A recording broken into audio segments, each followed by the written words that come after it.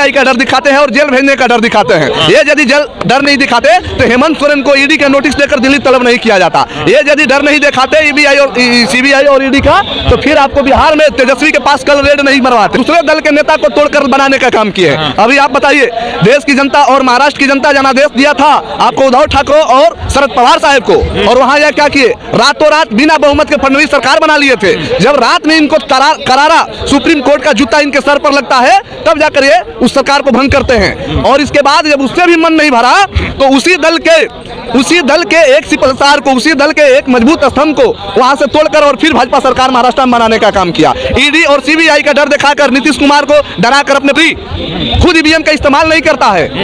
आपको ईवीएम बनाने वाला अन्य प्रांत जो अन्य कंट्रियां है ईवीएम को बैन कर दिया है। वहां पर आपके खाते से आपके पैसा उड़ा लिया जाता है, आपके मोबाइल को हैकिंग किया जा सकता है, आपके खाते को हैकिंग किया जा सकता है, गूगल हैकिंग और नेट हैकिंग हो सकता है, तो ईवीएम क्यों नहीं हो सकता है भाई?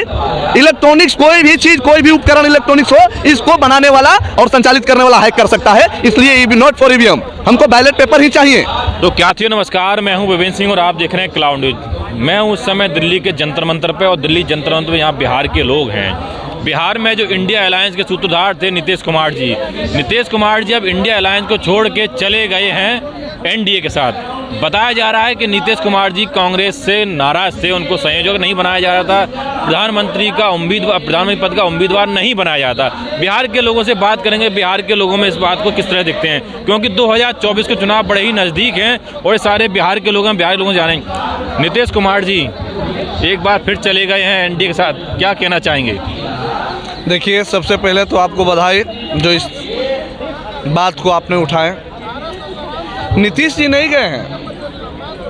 नीतीश जी कल भी जदयू में थे, आज भी जदयू में है, कल भी मुख्यमंत्री थे, आज भी मुख्यमंत्री हैं।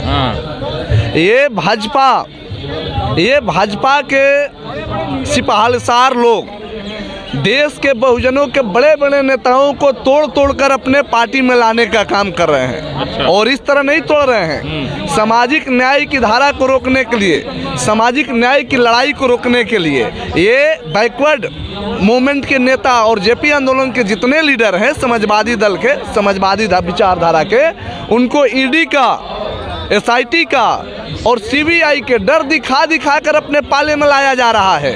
आपको बता देते हैं, कल तक 28 तारीख को अपने पाले में लाया बीजेपी ने नीतीश कुमार को, और हेमंत सोरेन जो मुख्यमंत्री है झारखंड को, उनको भी ईडी दफ्तर दिल्ली बुला लिया।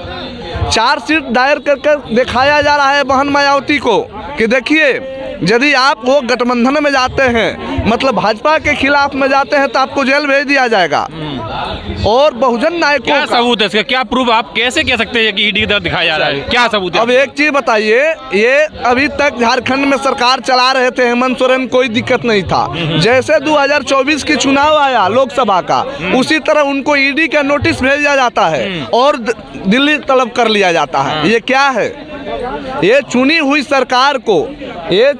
सरकार को समाजवादी विचारधारा के ऐसे महान योद्धाओं, लीडरों को तोड़ कर अपने पार्टी में मिलाने का काम कर रहे हैं। ये अब लोकतंत्र के मंदिर है, ये लोकतंत्र के मंदिर में जनता की आवाज़ और जनता की मत से अब लोग जीत कर आएंगे।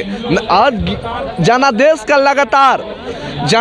लगातार बीजेपी अपमान कर रहा है। ये देखे थे आप महाराष्ट्र में, आप कह रहे बीजेपी जनादेश का अपमान कर रहा है, आप ही लोग उन्हें वोट देकर सरकार भेजते हो। अभी देखा नहीं 5 राज्यों विधानसभा चुनाव किस तरह सरकार बन गई, आप कह रहे जनादेश का।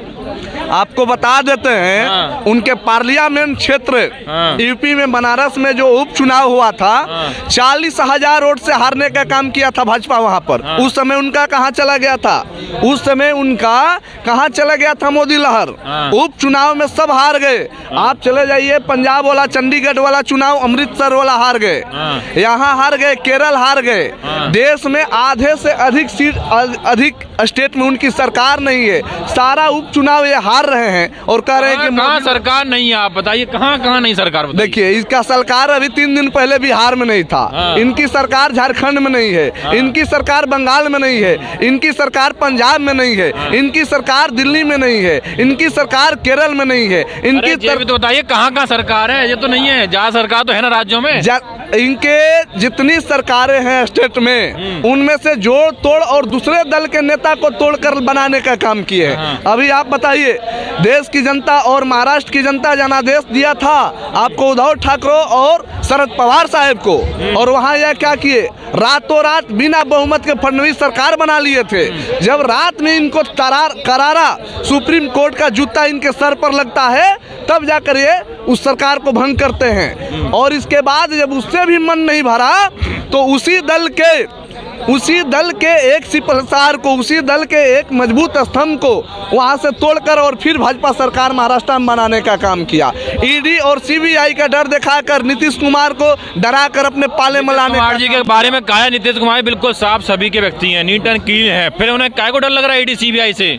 एक अंतिम पायदान पर, अंतिम उम्र के अंतिम पड़ाव पर पहुंचे नेताओं को ईडी और सीबीआई का डर दिखाते हैं और जेल भेजने का डर दिखाते हैं। ये यदि डर नहीं दिखाते तो हेमंत सोरेन को ईडी का नोटिस देकर दिल्ली तलब नहीं किया जाता। ये यदि डर नहीं दिखाते ईबीआई और सीबीआई और ईडी का, तो फिर आपको बिहार में तेजस्वी के पास कल रेड नहीं मरवाते। तो अब क्या होगा 2024 चुनाव क्या है? आप तो ईडी सीबीआई पे अपना गुस्सा निकाले, तो कहते ईडी सीबीआई जहाँ सरकार बन जाए वहाँ हमारी अच्छे चुनाव हुआ, जहाँ बीजेपी जीत जाए वहाँ ईवीएम में गड़बड़ी है, और जहाँ विपक्ष जीत जाए वहाँ ईवीएम ठीक है। क्या 2024 में क्या होगा? इंडिया अलायंस क्या रहेगा? आपको बता देते हैं कि इंडिया अलायंस बहुत अपने मजबूत स्तंभ है, और आपका इसका नतीजा देखने को मिला कि तमाम दल यहाँ पर ईवीएम के खिलाफ में आया है। माननीय नरेंद्र मोदी जी को ईवीएम से ऐसा कौन सा लगाव है? आपको बता देते हैं कि ईवीएम के बनाने वाला कंट्री खुद ईवीएम का इस्तेमाल नहीं करता है। आपको ईवीएम बनाने वाला अन्य प्रांत, जो अन्य कंट्रियां है, ईवीएम को बैन कर दिया है। वहां पर आपके खाते से आपके पैसा उड़ा लिया जाता है, आपके मोबाइल को हैकिंग किया जा सकता है, आपके खाते को हैकिंग किया जा सकता है, गूगल हैकिंग और नेट हैकिंग हो सकता है, तो ईवीएम क्यों नहीं हो सकता है भाई? इलेक्ट्रॉनिक्स कोई भी चीज़, कोई भी उपकरण इलेक्ट्रॉनिक्स हो, इसको बनाने वाला और संचालित करने वाला हैक कर सकता है। इसलिए नॉट फॉर ईवीएम, हमको बैलेट पेपर ही चाहिए। तो क्या 2024 में बिहार में एनडीए के साथ नीतीश के जाने के कुछ फर्क पड़ेगा, या फिर? देखिए, ये तो आने वाला दूरगामी परिणाम बताएगा, लेकिन आपको आश्वस्त कर देते हैं कि ये धर्मनिरपेक्ष राष्ट्र है, और यहाँ धार्मिक उन्माद फैलाकर माननीय नरेंद्र मोदी जी पूरे देश के युवाओं और अन्य वर्गों और सामान्य लोग को जिलो दिमाग में धार्मिक उन्माद की आग को बढ़ाने का काम कर रहे हैं, जहर घोलने का काम कर रहे हैं। ये धर्मनिरपेक्ष राष्ट्र है, यहाँ पर सभी धर्मों का हमारे नज़र में आदर है और रहेगा, और इनको 2024 में भारत की जनता उखाड़ फेंकेगी। कैसे उखाड़ फेंकेगी? इनका हाल आने वाले दिन में बगदाद वाला होगा। ओसामा बिन लादेन की तरह इनको खोजा जाएगा। वो दिन दूर नहीं है, वो दिन दूर नहीं है। हमारे राज्यों के विधानसभा चुनाव से पहले भी आप यही बातें कर रहे थे। आपको बता देना चाहता हूँ कि 14 प्रधानमंत्री 60-65 वर्षों में जितना इस देश पर कर्ज लिए थे, उससे 3 गुना कर्ज ये 9 वर्ष में ले लिए। आज विकास भी तो हुआ है। हाँ, विकास जरूर हुआ है। हाँ, विकास नहीं हुआ? अरे विकास तो वहाँ हुआ है जहाँ नीरव मोदी यहाँ से 9,000 करोड़ लेकर फुर हो जाता है। विकास तो वहाँ भी हुआ है जहाँ ललित मोदी और पीएनबी घोटाले का विजय मल्ल्या लेकर यहाँ देश से फुर हो जाता है।